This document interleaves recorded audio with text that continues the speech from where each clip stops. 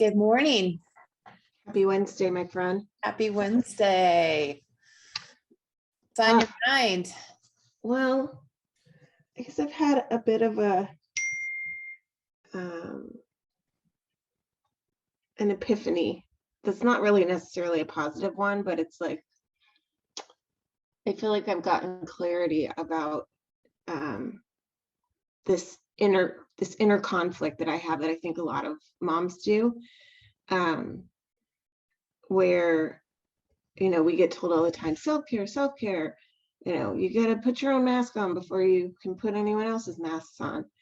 But I think a lot of times our society, our homes, the expectations of our kids, like, they're not set up for us to actually do that, And so when it comes down to deciding to put my self-interest at the top of the list, there's so many barriers to that, both internal and external barriers. So what do I mean by that? So an external barrier would be the fact that in my family, I'm the person that knows all the shit that has to happen and where it is and what you need in order to get there. And I'm the one that has the networks, right? With all the other parents that make, like, the village that makes everything happen. Mm-hmm. So I'm supposed to leave tomorrow for 3 days to go to California, where I grew up, with 3 of my best friends from college. And I've been looking forward to this for 6 months. And I haven't seen them in like 3 years or however long it's been, because no one knows what time is now. But a long time. And yet, here we are. I've got a 14-year-old that is sick upstairs on like the most critical week of his running season. I've got a middle schooler who says, when she found out that I was leaving, she has 2 different dance things this weekend in different places. You can't go? What? You can't go? I can't dance if you're not here to take me. And I've got a little one who is so used to being with me all the time, including only recently not sleeping in my bed every night, who just anytime she leaves me is like, Mom, I missed you. I missed you. And she just lost her grandma, And so there's both the externals and the internal barriers, right? And so here's the clarity. Are you ready for the clarity? I think that we're told, and that we sometimes start to buy into this idea that we can do everything, right? If we just try hard enough, we can meet everyone's needs. And if we can't, then that's like a reflection on us sucking. And sometimes it is true that I suck because I'm not very organized, and we all know that. But I think that there's no amount of try that I can do in this situation. Somebody does have to lose. Somebody's priorities are going to be at the top, and somebody's are going to be below that. And that's the thing that I realized this morning, is that it is true that the kids might not have the Cadillac experience of their weekends, because I'm going to go have my weekend. And the dads will be fine. The dads will cover. I've texted everyone, this is where you're going. This is what time. This is what you need to bring. Right? Mm-hmm. And it will probably be a little bit messy. And that's okay. Because I am going to go have my time. But even me inside, I'm like, maybe I should go.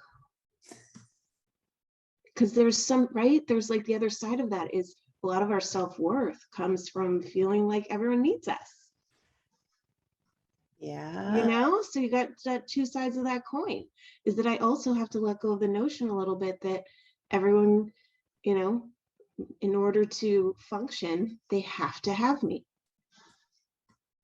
And we've talked a little bit about that change with teenagers too, right? Right. Because more and more, my teenagers don't want me anywhere freaking near them unless they need something. Yeah. Anyway, it's like I was feeling a bit of clarity and also still guilt and still feeling like, okay, but this is what I need to do because 4 and 5 years from now, they're going to be flying the coop. And I need to have some other identity that is left. And this is how I construct it. I go back to the people that I knew that basically finished raising me after my parents did their best. These women basically raised me in college. They finished me off. Like you're finished. I think of it like a pie, you know, and it was mostly baked and they just had to take the foil off and put some brown sugar and stuff on it. Top you off and put you back in for a few minutes. Yeah, actually more like it was pick the pie up off the ground and like the 5-second rule. You take the dirt and the dog hair off. Let's make it look good. Yeah, that's more what they do. So anyway, that's my rant. Do you mind if I ask you a few questions? I guess I'm wondering in all this, when you are coaching a client and your client is a shit show, just messy, just starting with you, all kinds of craziness going on, and they reach out to you to be their coach. How do you show up for them well?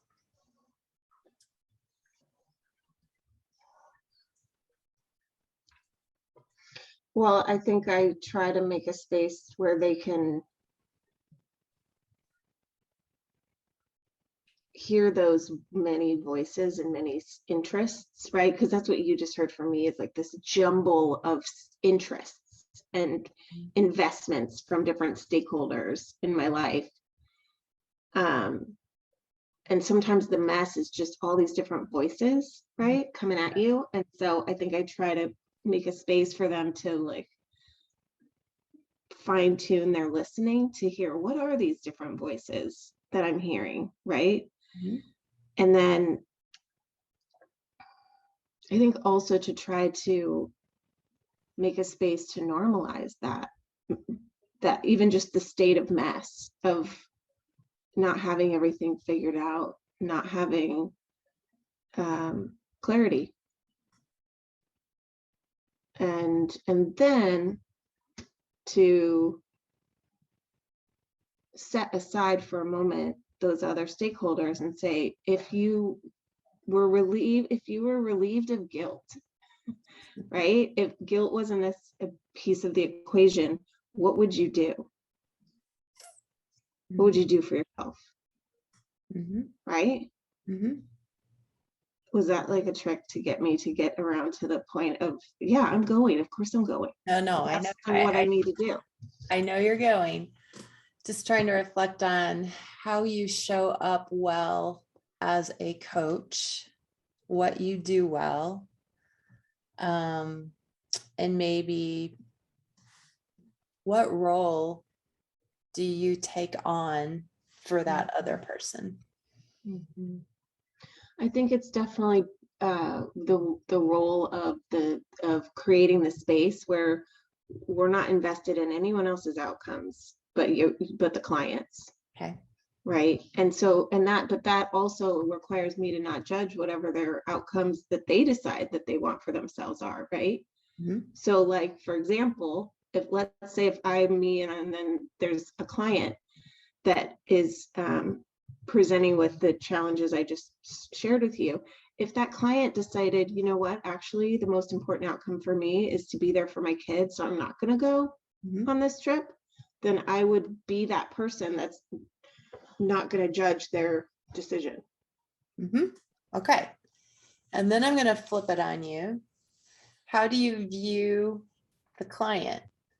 How are they perceived by you?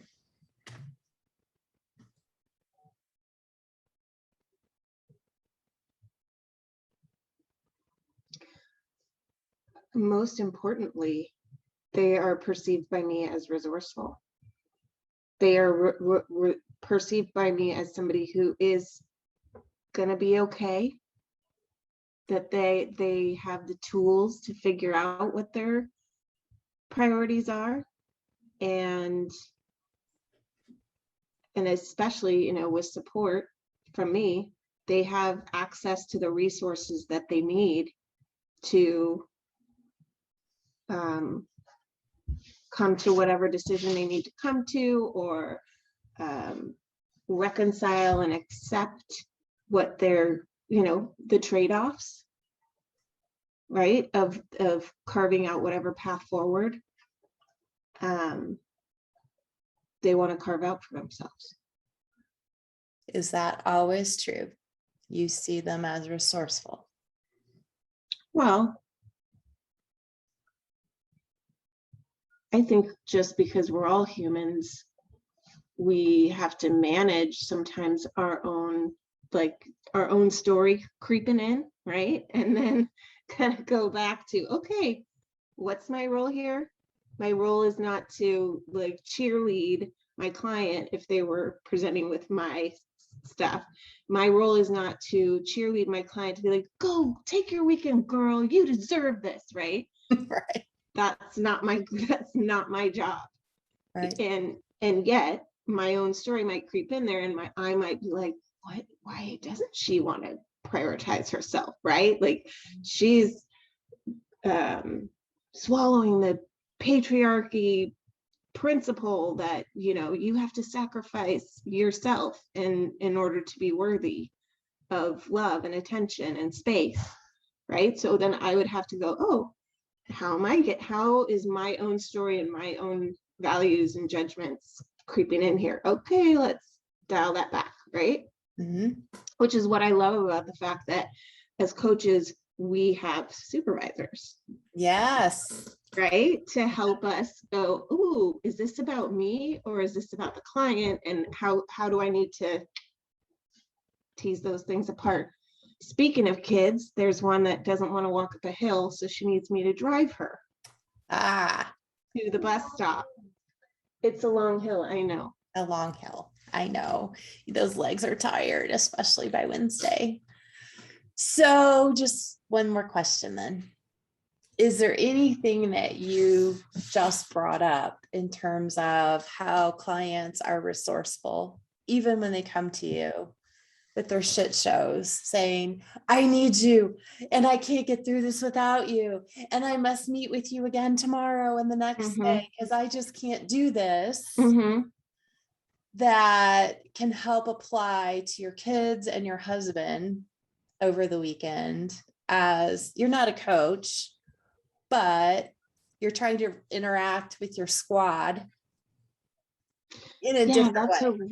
No, but that, you know, what you just brought up is, in the same way that we treat our clients as resourceful, I can treat my family and the dads as resourceful. And so instead of thinking I have to rescue people, I can help them think through, what resources do I have inside me that can help me deal with, oh my gosh, I'm too sick, I can't run in my race. How disappointing. Or I run in my race and I don't do well, or I'm late for the dance thing, or, you know, whatever it is, right? Whatever it is. Yeah, no, that's really, you coached the coach. And now this coach has to go drive 2 minutes up a hill. You go, girl. That's your choice. You're the best. Have a great weekend. Thanks, friend. Thank You too. Thanks.